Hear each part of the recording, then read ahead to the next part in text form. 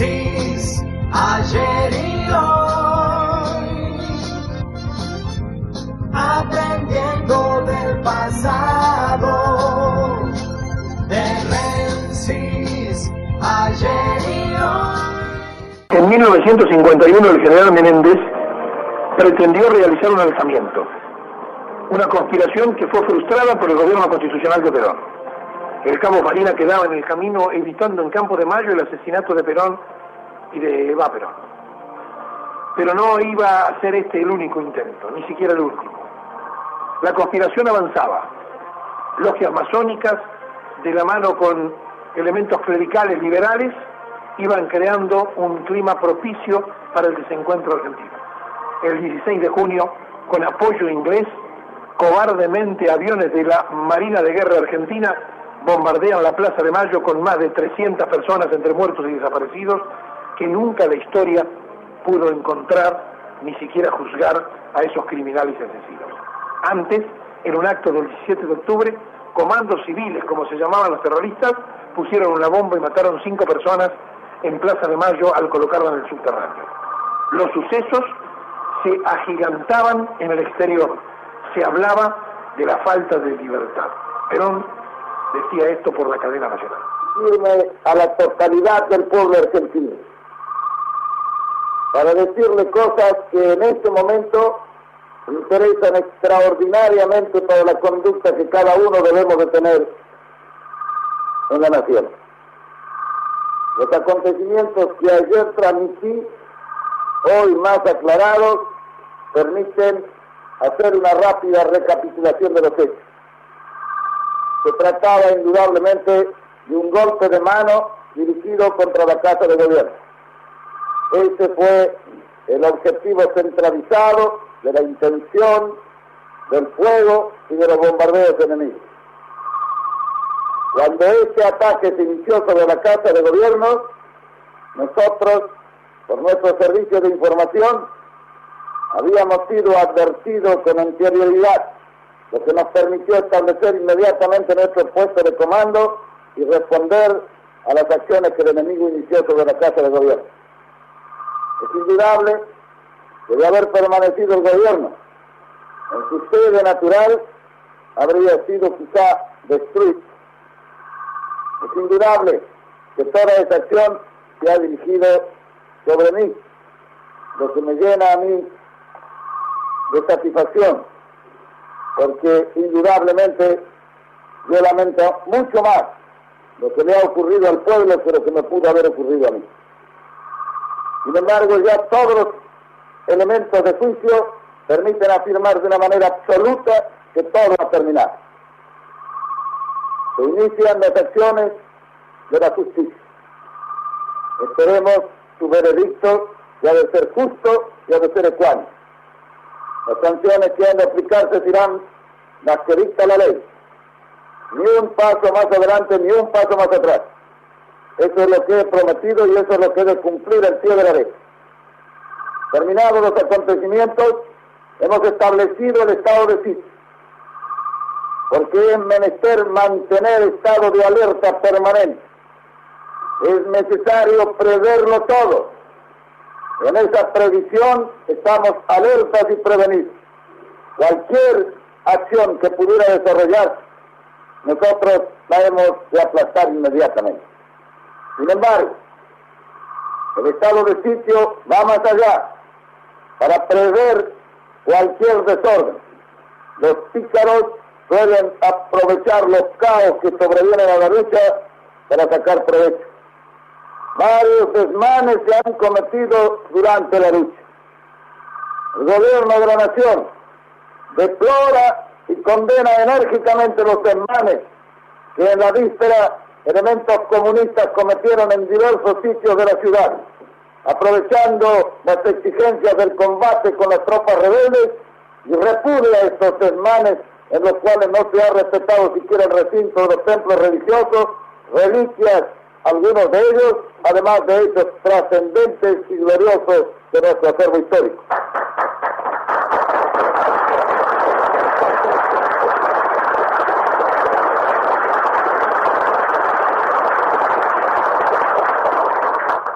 Nosotros no podemos hacer tal cosa. Nuestros adversarios nos han llenado de pena y de dolor, porque los hemos visto proceder mal. Y a su propia ignominia, dije ayer, no debemos agregar nuestra ignominia. Por el estado de sitio se tomarán medidas enérgicas contra todos los desmanes. El ejército y la policía deben garantizar el orden, pues no deben ocurrir nuevos desmanes. No es necesario advertir al pueblo que conoce ya que el estado de sitio permite la sanción inmediata por las tropas en cualquier lugar en que se cometan delitos. En esto yo tengo una larga experiencia.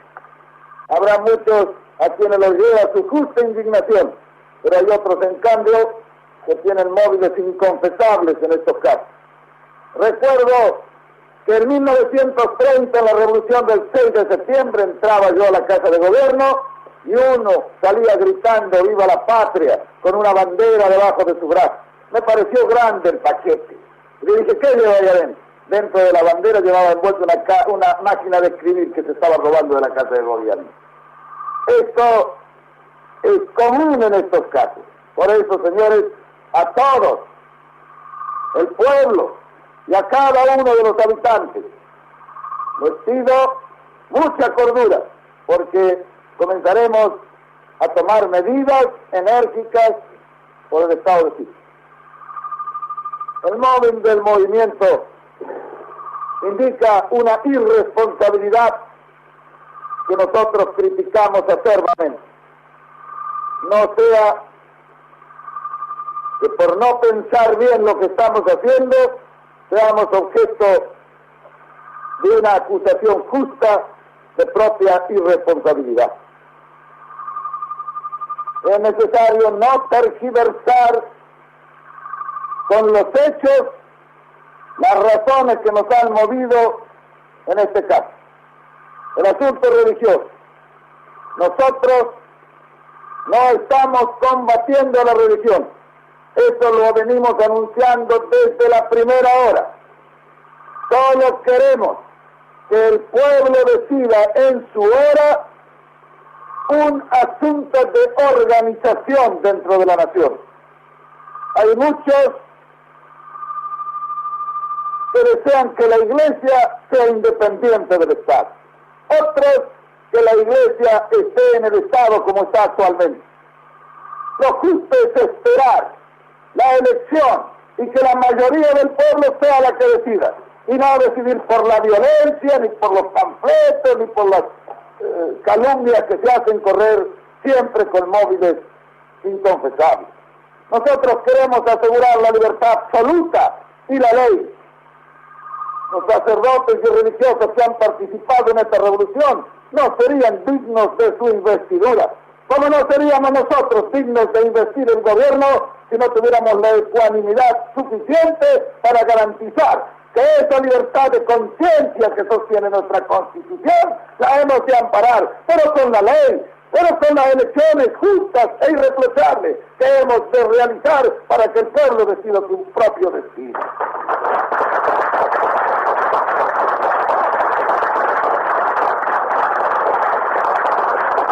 Juzgados con justicia y con ecuanimidad, porque nosotros hemos de respetar la ley. Nada de los hechos ocurridos puede a nosotros cambiarnos nuestra manera de sentir y nuestra manera de pensar. He dicho 1000 veces, yo soy católico y tenemos muchos católicos con nosotros. No atacamos la religión, pero sí atacamos el que la violencia reemplace a la decisión de las urnas. Nosotros queremos que esa religión sea respetada como respetamos todas las otras religiones. No por la violencia, sino por la convicción. No por la lucha, sino por la decisión popular. ¿Qué cuesta entonces esperar las elecciones para que todos sepamos a qué atenernos? Si después de las elecciones el gobierno decidiera hacer lo contrario de lo que el pueblo está indicando, entonces habría que pelear con el gobierno. Por esa razón, en estos últimos tiempos, Los insensatos que no han querido esperar las elecciones y han comenzado los rumores, los panfletos y toda suerte de inconveniencias para la paz y para el orden de la nación, señores, los acusamos realmente de no saber cumplir con su deber de argentinos. Nosotros no queremos otra cosa que la paz y decidir en paz todos nuestros problemas y nuestros pleitos. Y para eso hay un solo camino. Sometamos esto a la decisión popular y que la mayoría decida. Y después acatemos esa mayoría. Ese es el único camino.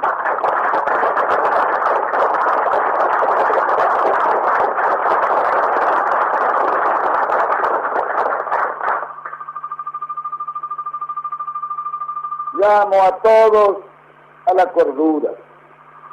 El ejemplo de ayer debe despertar la conciencia y la reflexión. Los católicos conscientes, los que se oponen a ellos, esperen las elecciones. Eso es lo que dice la reflexión y eso es lo que dice la conciencia. En esto no hay política. No se juega aquí Perón ni se juega el partido, sino una decisión popular justa y ecuánime, que ha de tomarse de la única manera en que se toman esas grandes decisiones populares. El problema no lo puedo resolver yo por decreto, ni el Congreso por ley, porque es la modificación de la Constitución. Que decida el pueblo, pero esperemos a que esas elecciones sigan lo que quiera el pueblo y nosotros haremos lo que el pueblo quiere. Trabajadores, les pido que nos ayuden a asegurar el orden y no alterarlo. Cada trabajador debe ser un agente del orden público, procediendo y haciendo proceder bien a los demás. ¡Basta de lucha! Lo que necesitamos es trabajo cada vez más duro para resarcir y reparar las pérdidas ocasionadas por estos insensatos. Por el estado de sitio no deben efectuarse reuniones, ni menos concentraciones, pues aún es necesario permanecer en apresto y en vigilancia, y eso no se puede hacer en el desorden de las multitudes. Que nadie falte a esta consigna, y cada uno sea un agente de su cumplimiento en cuanto le pido a los trabajadores. Tenemos el honor de contar con un ejército ejemplar. Honrémosle con nuestro apoyo para asegurar definitivamente el orden. Sé que habrá sobresalto en los ambientes de los sacerdotes y religiosos. Deben tranquilizarse que nada les pasará. Ellos también deben cooperar obedeciendo a la policía y ayudando a que el orden sea restablecido y no seguir con la insensata campaña de panfletos y rumores que enconan al pueblo y a sus organizaciones. Calma para todos. Lo demás lo haremos nosotros como mejor podamos. Todos los que han perdido la vida en esta loca aventura de irresponsables, les hago llegar mi dolor para unirlo al suyo. A los heridos, mi palabra de aliento, que les reconforte el dolor. He dado ya instrucciones para que se haga todo lo que sea necesario. A las tropas leales que han salvado el honor del soldado argentino y han glorificado la República, todo mi corazón de soldado y de camarada. Generales, oficiales superiores, jefes, oficiales, suboficiales y soldados. Para un soldado como yo, nada puede ser más honroso que vuestra propia honra. Un gran abrazo para todos. Y al pueblo argentino, heroico y leal, lo mejor de mi corazón de argentino. Un día como hoy. Posteriormente, Perón hablaría desde la plaza. El tono del discurso cambiaba, porque se clamaba desde abajo para arriba justicia por lo ocurrido en la plaza. Criminalmente se había ametrallado y bombardeado a inocentes y desarmados ciudadanos, entre ellos cientos de alumnos de colegio.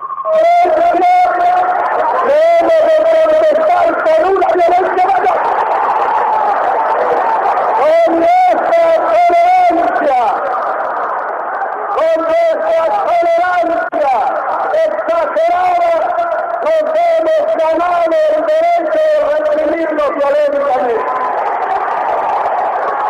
Y desde ya establecemos como una conducta permanente para nuestro movimiento aquel que en cualquier lugar intenta aceptar el orden en contra de las autoridades constituidas, en contra de la ley o la constitución, puede ser muerto por cualquier objetivo. Esta conducta debe seguir todo periodista, no solamente va dirigida contra los que ejecuten, sino también contra los que conspiran e incitan. La consigna para todo periodista está aislado, está dentro de una organización, es contestar a una acción violenta con otra patria. Y cuando uno de los nuestros caiga, caerán 5 veces.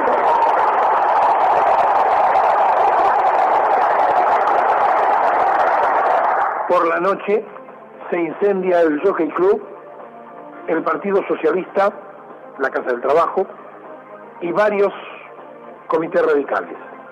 También se ingresa en la gran discusión: ¿quién quemó las iglesias? La situación se iba poniendo cada día más difícil. La oposición marchaba en las calles de Buenos Aires. Van a escuchar ustedes ahora, extraído de nuestro propio archivo, voces de aquellos tiempos. Lo que decían las radios oficiales, lo que decían las radios rebeldes y la presentación de los sucesos que culminarían el 16 de septiembre con la determinación de Perón. Él, león herbívoro, no quería sangre de hermanos derramada. Optó por el exilio. Pero esto se precipitaba. Acontecimientos de la historia en el hombre de los 3 siglos. Por algo, la CGT ofrece al ejército la reserva voluntaria de obreros. El general Lucero, ministro de Guerra, agradece el ofrecimiento. De ninguna manera notifica su aceptación. Por lo demás, los diputados Bustos, Fierro y Rumbo, con escasos días de diferencia, defienden por radiofonía el contrato con la California. Es evidente que el gobierno está empeñado en sacarlo adelante. Entre tanto, en Monza, Fangio corre a 254 kilómetros por hora. Los argentinos acaso ya no se regocijan tanto por la hazaña del compatriota. Además, llega de Livorno, Italia, una estatua para el monumento a Eva Perón. En Córdoba, Pampa de Olaén, hay maniobras militares. El presidente aparece en la fotografía con su habitual sonrisa, estrechando la mano de los generales. Es como estar proclamando: no teman, señores, en casa todo va bien, pero las chispas del incendio ya están prendidas. Y así llegamos a ese 16 de septiembre de 1955. Buenos días. De alguna manera, este episodio del bombardeo a la Plaza de Mayo, a Las Heras y Pueyrredón, al Departamento de Policía, se constituyó en un crimen de lesa humanidad porque se utilizaron elementos del Estado contra el pueblo. La justicia militar le dio apenas 9 meses de sanción a los complotados. Y mientras Olivieri, ministro de Marina, se suicidaba, desde el edificio Libertad ametrallaban la casa de gobierno y al pueblo en la plaza. No pasaba por asesinar a Perón, pasaba por escarmentar al pueblo de nunca más animarse a romper contra los resortes del poder mundial, que significaba en aquel tiempo y todavía hoy la dependencia de Gran Bretaña y del poder financiero al que Perón había combatido. Obsérvese que cuando se hace un contrato con la California, una empresa petrolera norteamericana, todavía se enardecen más los británicos, porque veían que podían ser reemplazados por los yanquis en la explotación del petróleo de Argentina, de la cantidad de pozos que ya había hecho el cateo YPF y que por una cuestión de energía se requería con urgencia poner en funcionamiento más allá de lo que podía hacer la empresa nacional. Todo era una conspiración, pero la esencia era que los que estaban en contra no podían ganar elecciones, no le podían ganar por el voto popular a Perón, y entonces había que desestabilizar todo. Todavía hay una estación de subterráneo que lleva el nombre de Carranza. Uno de los comandos civiles que puso una bomba y mató a 6 personas, las colocó en el subterráneo frente a la Casa de Gobierno en un 17 de octubre. Todavía Canicoba Corral tiene una causa con 20 cuerpos y uno de los secretarios que trata esta causa es hijo de uno de los fundadores de la Comisión de Afirmación de la Revolución Libertadora. Es cierto que ha pasado mucho tiempo, pero lo importante es que por no haberse tomado las medidas que correspondía a través de la justicia con la fuerza que lo requerían, se animaron en el 76 a hacer lo que hicieron. Por la tarde, enterado Perón de que los muertos eran muchos, los heridos y masacrados también, estaba como enardecido y hizo aquella sentencia 5-1, que después la guerrilla argentina la tomó como bandera, agregándole 5-1, no va a quedar ninguno.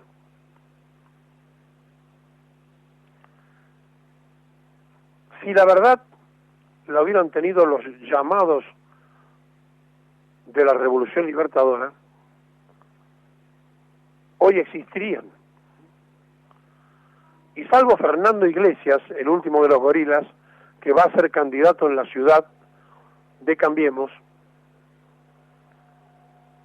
un antiperonista visceral, que es el mejor ejemplo del pensamiento de aquellos,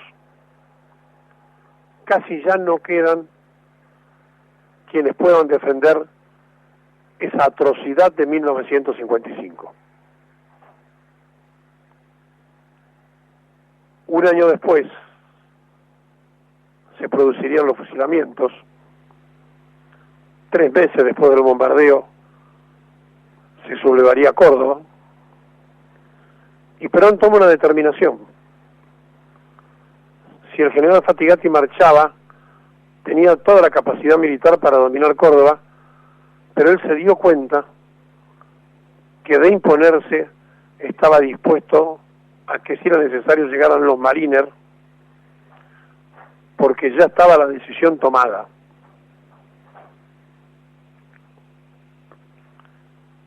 Han pasado muchos años.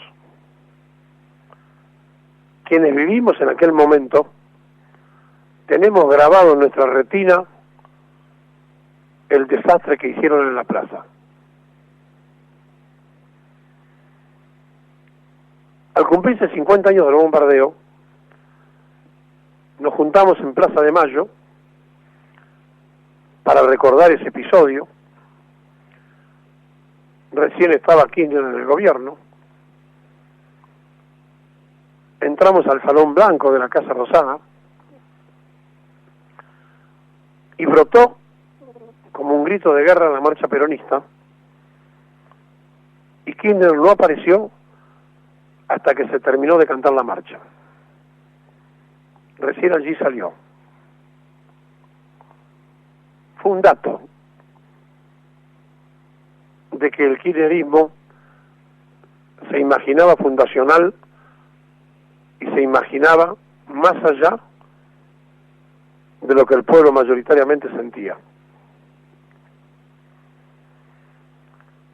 En este hecatombe de la dirigencia nacional, en este desastre donde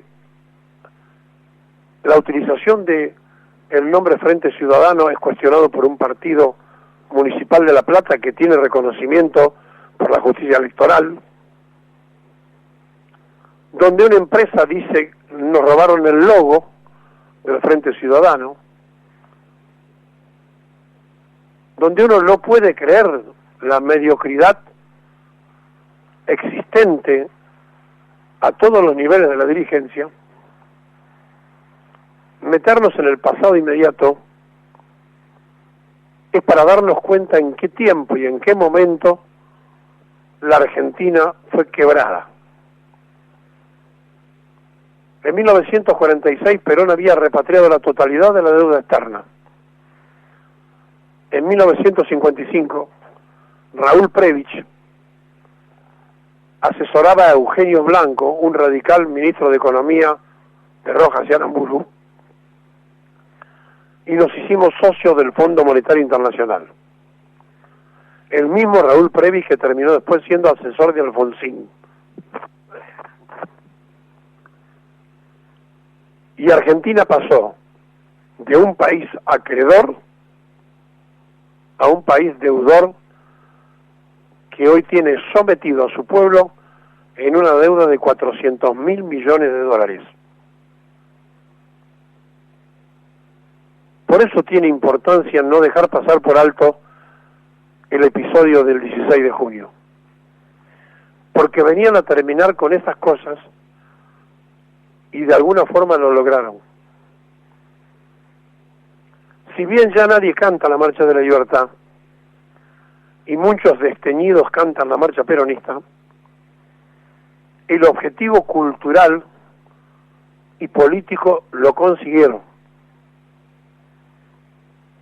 El país otra vez de rodillas, otra vez endeudado, inmerso en una confusión absoluta similar a una anarquía, lo que le permitió en aquella época a Churchill decir que la caída de Perón era lo más importante que le había pasado a Gran Bretaña después del triunfo en la Segunda Guerra Mundial. Hoy, so pretexto de que nos abrimos al mundo, nos hacen creer que todos van a venir a invertir y todos vienen a ver qué se pueden llevar en esta gran liquidación territorial. Y la Barrigol, que envenenó al pueblo con cianuro, fue habilitada por un juez para seguir sacando el oro y la plata de su mina en Varadero, como si nada hubiera pasado. Claro que se hizo horas después de firmarse el pacto minero. La Argentina de la dependencia ya guarda distintos lugares, porque en ella suscriben todos, los que se dicen populistas, los que se dicen radicales, los que se llaman conservadores, todos han sucumbido ante la penetración liberal. Estamos mal porque no fuimos capaces en el 55 de hacer lo que había que hacer con esa banda de asesinos. No se hubieran animado nunca a repetir lo del 76. Los comandos civiles que allanaban las casas de los peronistas, llevándose todo lo que podían,